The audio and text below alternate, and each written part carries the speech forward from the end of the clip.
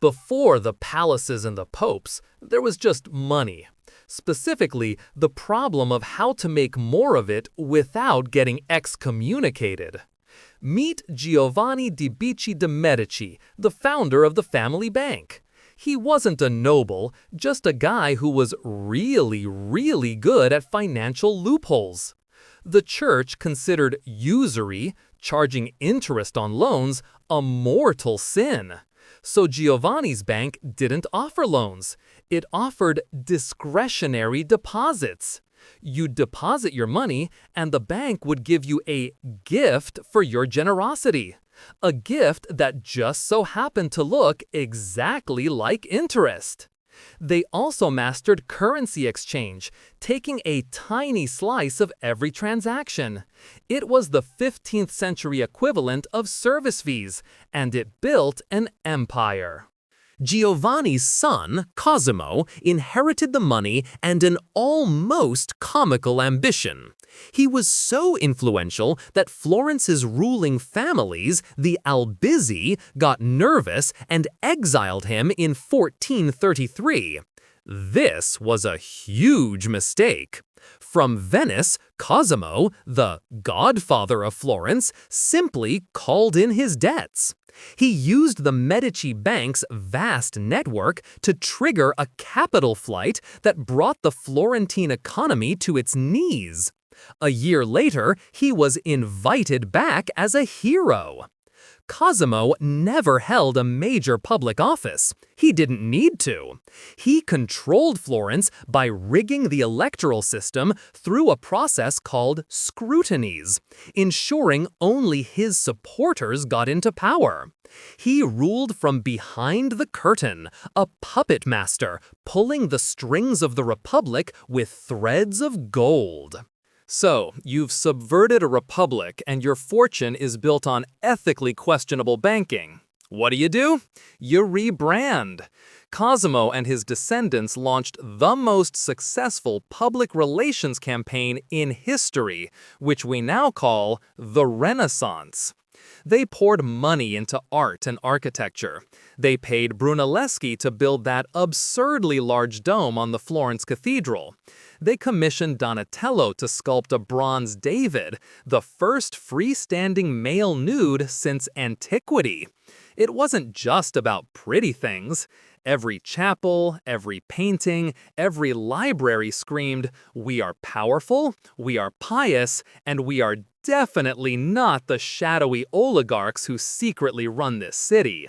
It was reputation laundering on a breathtaking scale.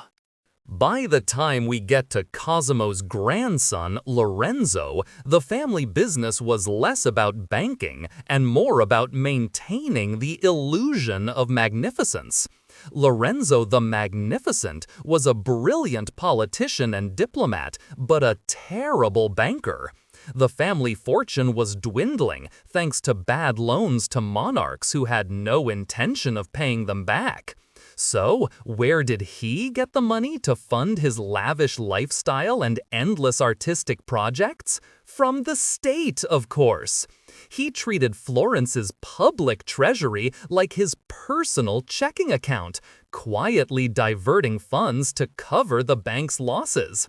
He was the charismatic mob boss everyone loved, mostly because he threw the best parties while slowly draining the city's coffers. When you run a city like a personal fiefdom, you make enemies. The Pazzi family, rival bankers with papal support, decided it was time for a hostile takeover. Their plan was simple: assassinate Lorenzo and his brother Giuliano during High Mass in the Florence Cathedral on April 26, 1478. The hired assassins were two priests who, it turns out, were not very good at stabbing.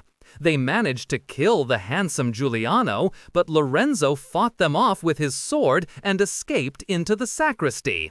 The coup failed spectacularly. The response was swift and biblical. Pazzi family members were hunted down and hanged from the windows of the Palazzo Vecchio. It was a bloody, public message: do not mess with the family. The source of the Medici's true power wasn't just Florence, it was Rome. They were the bankers to God. For nearly a century, the Medici Bank handled the colossal finances of the papacy, collecting church revenues from all over Europe. This was the big leagues. It got even better when the Pope gave them a monopoly on the mining of alum at Tolfa. Alum was a chemical vital for the textile industry, like a 15th century equivalent of controlling silicon. The Medici controlled the supply of this essential resource, and every textile manufacturer in Europe had to buy it from them at their price. The profits were obscene. They had effectively cornered a key commodity market, with the Pope acting as their enforcer. Just when the Medici seemed untouchable, a Dominican friar named Girolamo Savonarola showed up. He was a fiery preacher who railed against the sin, decadence, and art that the Medici had championed. He saw their Renaissance for what it was, a beautiful distraction from deep-seated corruption. For a while, he actually won. After the Medici were temporarily exiled in 1494, Savonarola effectively ruled Florence, culminating in the infamous Bonfire of the Vanities, where people burned their worldly goods. But his brand of pious austerity got old fast. The Pope excommunicated him, his political support evaporated, and in 1498, the Florentines had him executed in the very same piazza where he held his bonfires. The establishment, as always, protects itself. After Savonarola's little interruption, the Medici decided that merely influencing power wasn't enough. They needed to be the power. In 1513, Lorenzo's son Giovanni became Pope Leo X. His philosophy was legendary. Since God has given us the papacy, let us enjoy it. And enjoy it he did, nearly bankrupting the Vatican with his spending. To refill the coffers, he supercharged the sale of indulgences, get-out-of-purgatory free cards. This brilliant fundraising scheme infuriated a German monk named Martin Luther, who promptly nailed 95 theses to a church door, kicking off the Protestant Reformation. Yes, the Medici family's financial maneuvering literally broke Western Christianity in half. And they weren't done. Their cousin Giulio became Pope Clement VII just a few years later, mostly to manage the chaos they'd helped create. The family also had an export strategy. Catherine de' Medici, great-granddaughter of Lorenzo, was married off to the King of France. Left a widow, she became the regent and power behind the throne for her 3 weak sons. She was pure Medici, a master of political survival. She played Catholic and Protestant factions against each other in the brutal French wars of religion. Her name is forever linked with the St. Bartholomew's Day massacre in 1572. It was a coordinated assassination of Protestant leaders that spiraled into a city-wide slaughter. While historians debate her exact level of guilt, the event had a distinct Medici flavor. When negotiations fail, try mass murder. It was a Florentine solution applied to a French problem. Empires, even criminal ones with great art collections, don't last forever. The Medici Bank finally collapsed in 1494 due to incompetent management and unpayable loans. The later Medici became Grand Dukes of Tuscany, trading their shady Republican control for boring, legitimate monarchy. The genius was gone. They just became another line of unremarkable aristocrats.